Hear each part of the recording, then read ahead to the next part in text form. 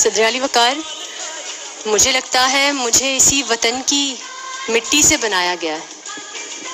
میری گھٹی میں جو شہد کا ایک قطرہ تھا وہ بھی میرے گاؤں کی بیری کے پھولوں سے کاشت کیا گیا تھا. جو پانی میں نے پہلی بار پیا تھا وہ بھی اسی دیس نے میرے لیے اگلا تھا. جس کپڑے سے میرا تن پہلی بار ڈھانپا گیا تھا وہ بھی اسی دیس کے کھیتوں کی کپاس سے بنا گیا تھا. اور ان پھلوں کی خوشبو کا انتظار جو میں ہر موسم کے بدلنے کے بعد کیا کرتی تھی وہ بھی میرے وطن نے میرے لیے بھیجا تھا.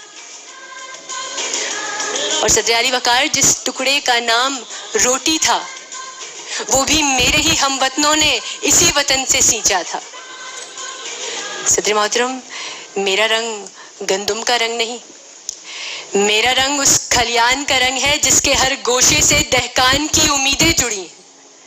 میرے خواب اب بھی کپاس کی مانند کھیتوں میں اگتے ہیں، اور ہر کٹائی کے ساتھ میں اس وطن سے محبت کا قرض اور لیتی ہوں، اور ہر بار یہی سوچتی ہوں کہ کیا یہ قرض کبھی اتار بھی پاؤں گی کہ نہیں. مگر صدر علی وقار، ہر 13 اگست کی رات کو بائکوں کے سائلنسر پھاڑ کر گلیوں میں گھومنے والے مجھ سے یہ سوال کرتے ہیں، ارے وطن نے کیا دیا ہم کو؟ تو صدر محترم، یہ 70 سالہ بوڑھا پاکستان چلا کر کہتا ہے، ارے تم نے کیا دیا اس کو؟ سکوت ڈھاکہ میں ہار دیا اس کو، پھر ایک ظالم حکمران دیا اس کو. ارے تم نے کیا دیا اس کو؟ تم نے کیا دیا اس کو؟ امریکہ جا کر دیس نہیں پردیس کہا اس کو، گورے آقاؤں کے کالے جوتوں پر پھینک دیا اس کو.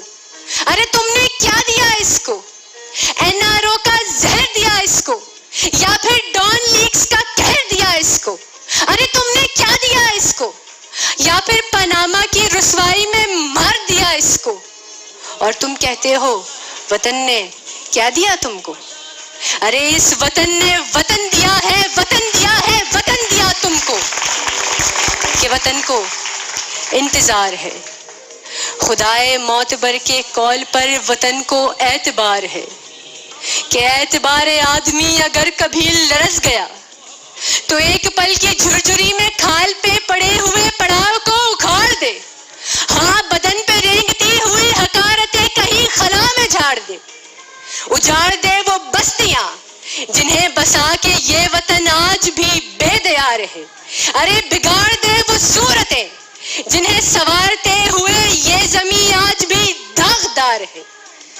مگر نہیں، ابھی نہیں، کہ ابھی خدائے معتبر کے قول پر وطن کو اعتبار ہے، وطن کو انتظار تھا، وطن کو انتظار ہے، وطن کو انتظار ہے.